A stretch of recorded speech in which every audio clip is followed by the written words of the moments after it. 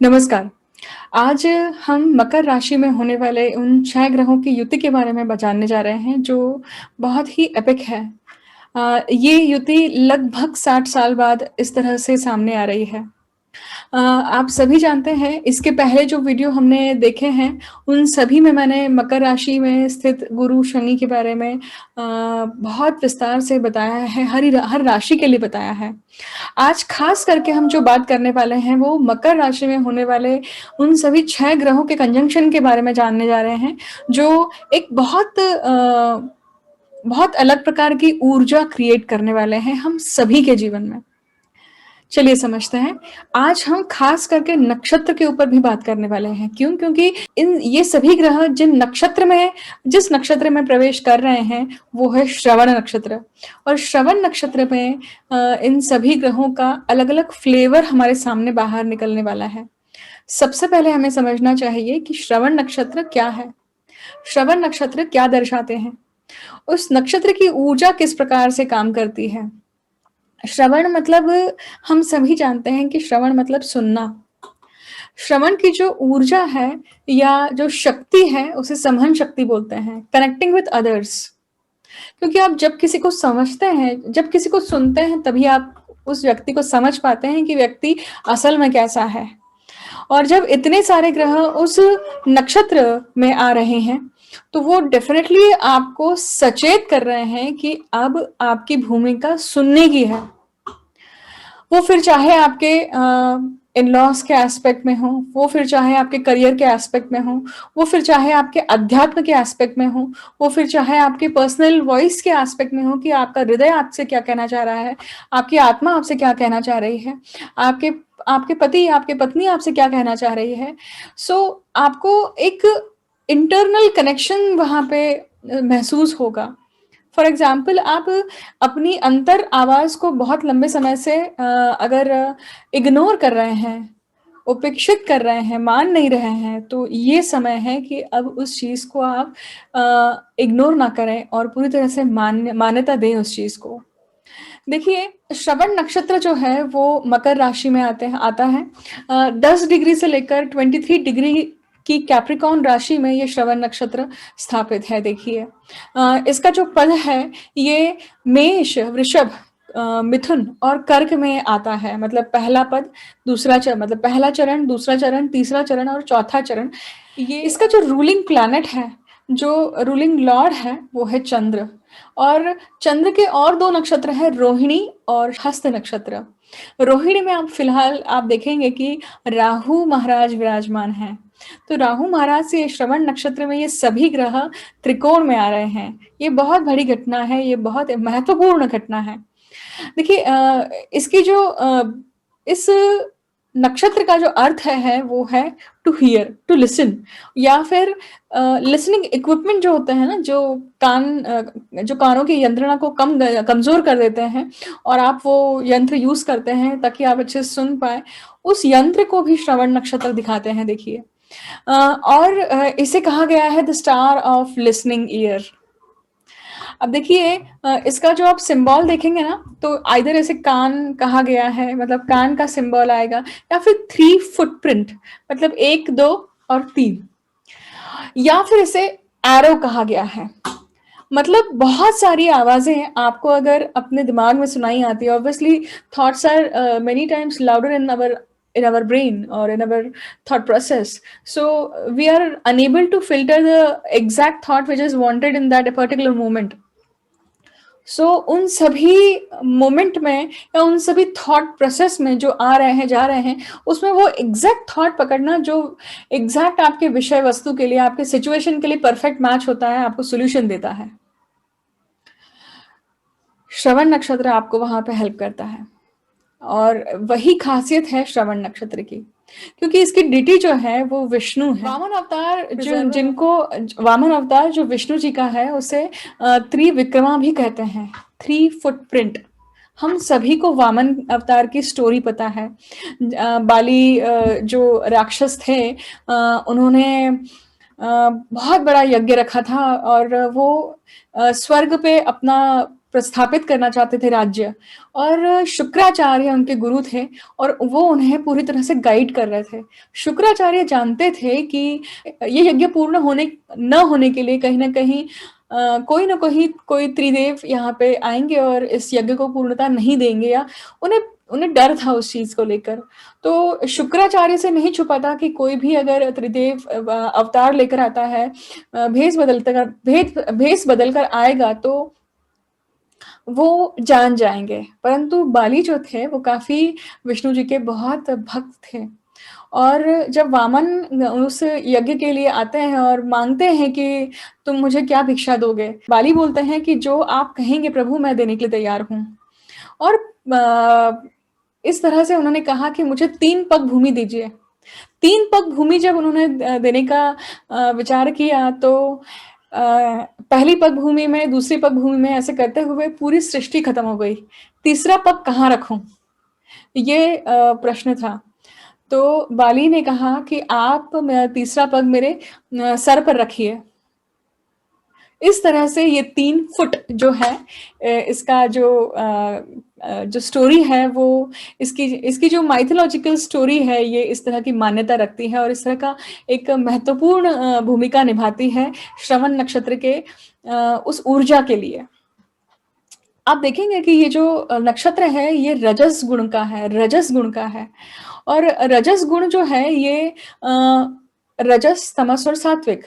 सात्विक गुण सभी जानते हैं कि जो सत्व को, आपके इंटरनल सेल्फलेसनेस को दिखाता है। तमस जो है वो कहीं न कहीं सेल्फिशनेस को पूरी तरह से दिखाता है, जहाँ पे आप अपना हित करना चाहते हैं केवल।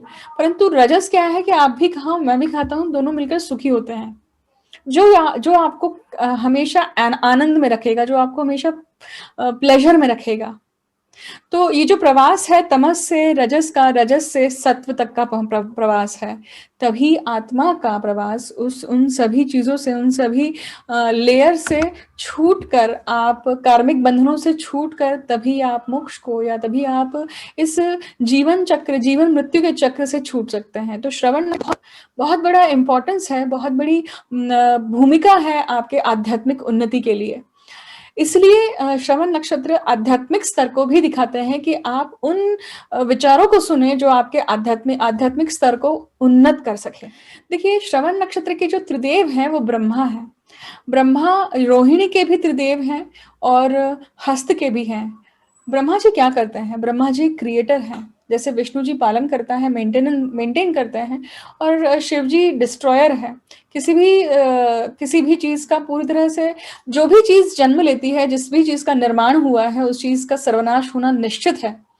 तो ये जब सिचुएशन तैयार होती है, तो हर नक्षत्र की ऊर्जा आपको पूरी तरह से सपोर्ट करती है उस चीज़ को बनाने के लिए, उस चीज़ को मेंटेन करने के लिए, और उस चीज़ को पूरी तरह से नश्वर करने के लिए, नाश करने के लिए, ताकि ये जो चक्र है, ये जो विशिष्ट सर्कल है, ये पूरी तरह से चल सके। अब समझते हैं अब समझते हैं कि ये जो सभी ग्रहों का क्लस्टर है, ये श्रवण नक्षत्र में आपको क्या देने वाला है। देखिए, मैं यहाँ पे कुंडली शेयर कर रही हूँ। आप देखेंगे कि ये जो पत्रिका है, ये पत्रिका आप देखेंगे कि ये कुंडली जो है, ये मैंने 11 फरवरी की लगाई हुई है, 11 फरवरी 2021 की, जहाँ पे आप देखेंगे कि मकर लग्न ही जानबूझकर लिया है मैंने, ताकि आप सहूलियत से समझ सकें। देखिए, एक चीज़ ध्यान रखिएगा, आपकी पत्रिका में मकर राशि कहाँ पे स्थित है, वो बहुत महत्वपूर्ण भाग होगा आपके जीवन का। तो ये अगर मान लीजिए आपके केंद्र में स्थित है, तो ये आपके लाइफ के सपोर्ट पिलर्स को दर्शाएगी। मान लीजिए चतुर्थ भाव में है, तो ये आपके माता के लिए, आपके सुखों के लिए हो सकता है। ये अगर आपके नवम भाव में है, तो ये हो सकता है आपके पिता के लिए हो। तो 10वीं राशि आपकी पत्रिका में कहाँ स्थित है, उससे संबंधित आपको फल, या आपको सुनना है। आपको लिसनिंग ईयर बनना है। क्यों? क्योंकि अब आप देखेंगे कि शनि जो श्रवण नक्षत्र में है, ये देखिए यहाँ पर देखिए, शनि जो है श्रवण नक्षत्र में है, शुक्र जो है वो भी श्रवण नक्षत्र में है, गुरु जो है वो भी श्रवण नक्षत्र में है, बुध जो है वो भी श्रवण नक्षत्र में है, और चंद्र भी उस दिन श्रवण नक्षत्र में है। तो आप देखेंगे कि कम से कम 5 नक्षत्र, और लग्न भी उस दिन मैंने लिया हुआ है। लग्न तो हार्डली 2 घंटे रहेगा देखिए, परंतु आप देखेंगे कि 5 घटक जो हैं कुंडली के वो श्रवण नक्षत्र में चलेंगे। अब यहाँ पे एक और चीज ध्यान दीजिए, अपनी ही राशि में विराजमान है, भरणी नक्षत्र के हैं। मंगल भी पावरफुल है क्योंकि अपनी मूल त्रिकोण राशि में चल रहे हैं।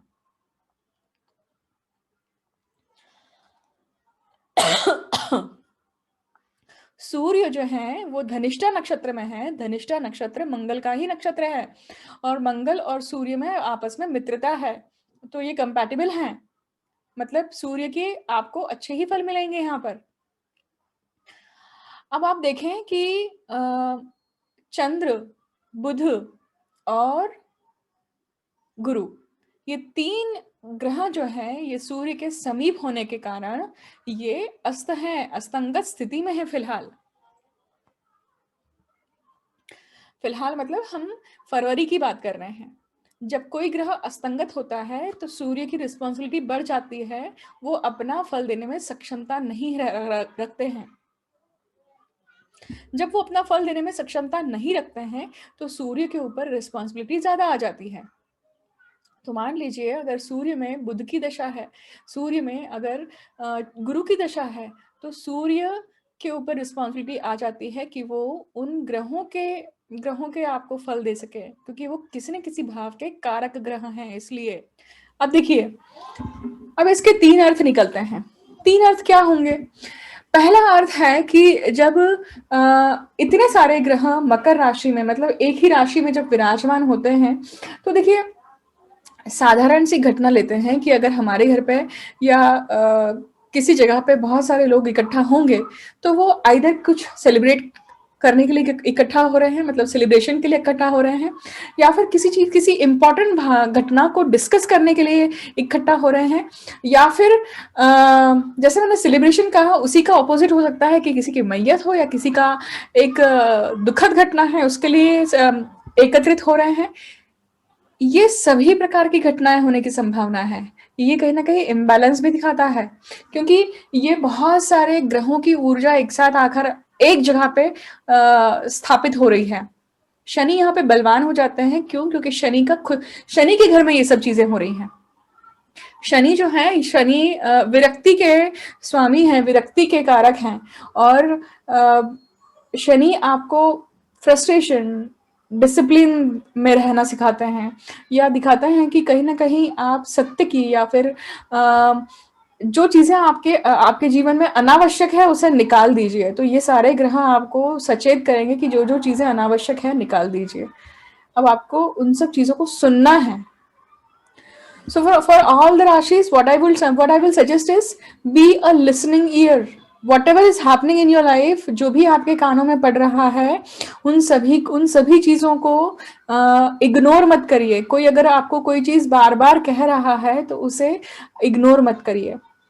फिर चाहे वो आपके अपने लोग हो, आपके फ्रेंड सर्कल से हो, या फिर आपके करियर से हो, या फिर कोई अनजान हो। अचानक से कोई छोटा बच्चा मिल जाता है, या अचानक से कोई साधु मिल जाते हैं, अचानक से कोई आप मूवी देख रहे हैं और अचानक से कोई एक्टर या कोई भी सेलिब्रिटी आपसे आंखों में आंखें डालकर जब कोई कुछ चीज कह रही है और आपको क्लिक हो जाती है। इट कुड बी एनीथिंग, और वो आपके जीवन के लिए बहुत इंपॉर्टेंट डिसीजन हो सकता है। तो आप सभी से अनुरोध है कि आप सभी अपनी सुनने की क्षमता को बढ़ाइए, अपने टॉलरेंस पावर को भी बढ़ाइए, क्योंकि ये जो फरवरी का महीना है हम सभी के जीवन में कुछ ना कुछ ऐसी घटनाएं या ऐसी कुछ हिदायत लेकर आ रहा है जो हमारे संपूर्ण जीवन के लिए बहुत बहुत महत्वपूर्ण होगी। सो उसे सुनने की कोशिश करिए, और कोई भी सजेशन, कोई भी एडवाइस अगर आपको कोई दे रहा है तो अनसुना मत कीजिए। इसी के साथ मैं इस वीडियो को विराम देती हूँ। मुझे अंत तक सुनने के लिए बहुत बहुत धन्यवाद। मैं जल्द ही मिलूंगी आपसे एक नया वीडियो लेकर। Thank you for listening me patiently.